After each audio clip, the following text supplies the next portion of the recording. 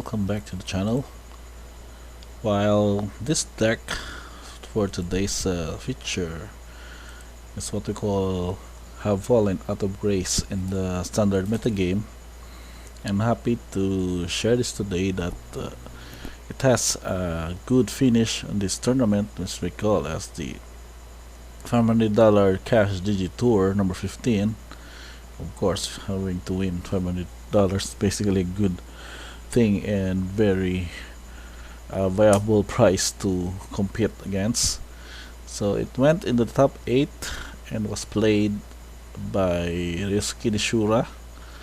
This purely Rakdos build featuring the old guy from Capena of Nixilis Adversary has probably hit another version wherein I can say that he is probably best to show up again in the standard metagame. So first we're just going to tackle the card composition, the card choices, as well as the sideboard, and my inputs for the sideboarding plan of this deck. So we start with checking on our creature choices. So what we go with the basic, we just play 4 copies of each. So we have 4 copies of the 2 drops, best 2 drops for this Scholar, Battle Harvester, also Tenacious Underdog, which you can blitz later on, and then followed by 3 drop Graveyard Trespasser, which I think today has been getting the momentum based on its current price, in which it has become a very relevant main card for black based decks against blue red and other decks that gains from the graveyard, and also having the 4 drop, the old school sacrifice, Rakdos sacrifice component, Emerson Predator, wherein it's only not a go through for these evasion and exiling cards from graveyard, but also having the option to survive various spot removals by having indestructible in exchange of another creature. So I will not check which combo we're in. The deck which probably goes with a straightforward, as they say, as the aggro deck, because of not only having 16 creatures but also having other source pump with not only curving with Nixilis on turn 3 with its casualty ability, but also having other options like Kumano faces Kakasan, wherein you can pump out extra damage and then gets your next creature spell with a sun counter it, and at the same time it becomes a 2/2 hasty creature as it goes back into the battlefield by turn 3. That is if you get to curve it starting with the first turn. But also you have another option here with your common saga card. We call it the Akiba Reconnoit Raid. So the same effect is upon a lose life, get 1 life in the first 2 turns. Then it turns to battlefield as a 2/2, in which benefits of the menace, but also having vehicles you control have menace. So that doesn't matter on that, but at the same time having a creature as the Saga ticks from enchantment, basically a good addition to your board in the late game, which you can also sacrifice to Nixilis or just have some fodder for the Predator to survive in case that you would be facing a board sweep or any relevant spot removals. So aside from this 3 sagas, we also have 4 copies of Fable of the Mirrorbreaker. This is probably the best card in the standard metagame as the most played card. It's probably having 4 copies. This is a basic inclusion, along with spot removals in the form of Play with Fire as a cheap 2 damage, which also deals damage to a player if needed. Then Infernal Grass with solid spot removal for any creature at a cost life, which would really matter if you're going with an aggro deck.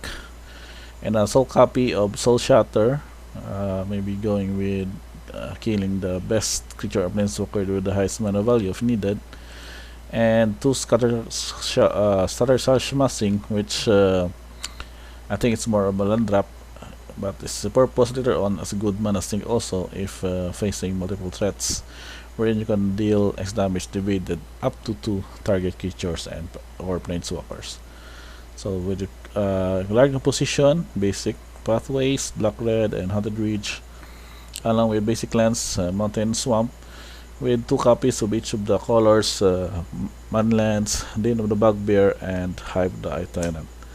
Now checking on the sideboard, it's looking to be pretty basic as much as what black red can offer in the current meta game. So Duress basically for control and other mid-range decks, which basically gets out their spot or mass removal in exchange that you can develop your board. We also have additional check for traps, so 3 copies is also a good number. I think it's also going to go with just checking out their best non-land card from their hand with a bonus of giving them lose life if you get the exile instant card or a card with flash was exiled. So along with also with go blank, this is a good inclusion since discarding 2 cards is very backbreaking for most mid-range and control decks. At the same time, you can get to exile their player's graveyard, so their graveyard shenanigans later on in the late game will not really work for them. So additional show shatter and effects is very important, as if you will face other decks that has flashy creatures, for example Hullbreaker Horror, wherein you can just, when you flash any creature, you can basically make them sacrifice it. That is in the situation if they are going to tap at the end of their turn. And a braid for artifacts, destroy, and also 3 damage as a damage source for 2 mana. Also Strangle would be, I think this would go with the Ray of Enfeeblement, since mono white can get out pretty big in the curving on the first 3 turns, given that they have several cards like Lawmaker Aspirants, Adversary that can pop up the creatures, and also effects of the artem effects of the Wedding Intent, Wedding Announcement.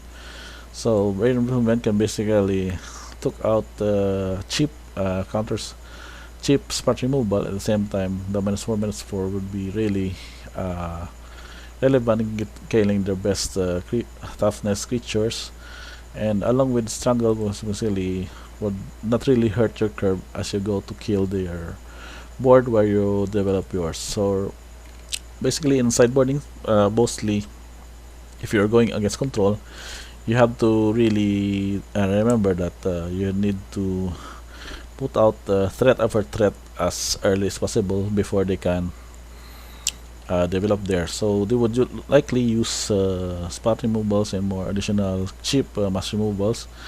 So with that setup, you might build in side in Duress, check for traps and go blank, and put out Play with Fire, Infernal Grass, and Soul Shatter. But if you're looking that they would still have their best creatures in there, then Soul Shatter might still remain, or maybe Infernal Grass for a solid spot removals in those situations, and maybe cut off some Okiba Reckoner Raid. This can also go against it, since this is also considered to be a 3-drop because of its Saga effect.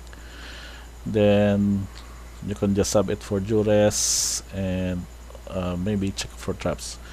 Now for other aggro, as mentioned earlier, for mono white is Ray of Enfeeblement, Strangle. Then if you're facing a random like other black red decks or red green, you can also have a braid and Soul Shatter to take out their best creature. But in situations that those are just random aggro decks, then you can just basically stick with the Infernal Grasp. Play with Fire can be upgraded to more Soul Shatters or a braid if some of them might be playing cards like Chariot or any other vehicles, as they may use this against the matchup.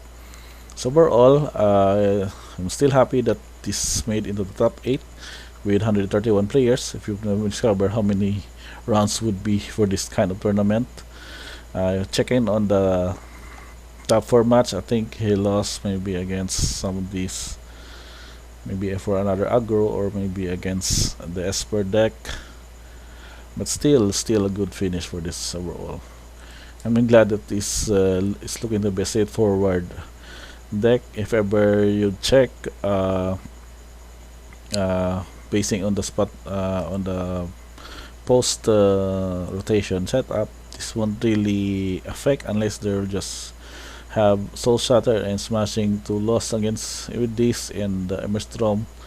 But aside from that, this is basically a solid deck even in the post rotations, even if you're losing some of these the usual combo for this. So overall, I would suggest that you play this in your daily grind in MTG Online or just Magic Arena. I would prefer to have this, and if you tried to play this one, we would be happy to check if you what were your comments and suggestions as to the play test and what other cards you would like to include in the main deck, since some of the four orbs can be cut by 1 or 2 in place of any relevant creatures that will benefit this build of the Rakdos Aggro.